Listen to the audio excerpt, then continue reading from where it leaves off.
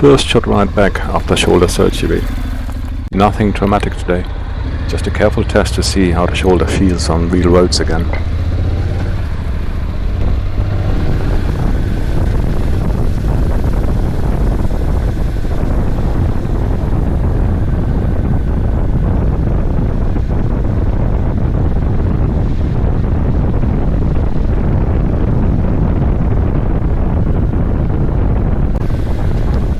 Easy pace today, no pushing, no pressure.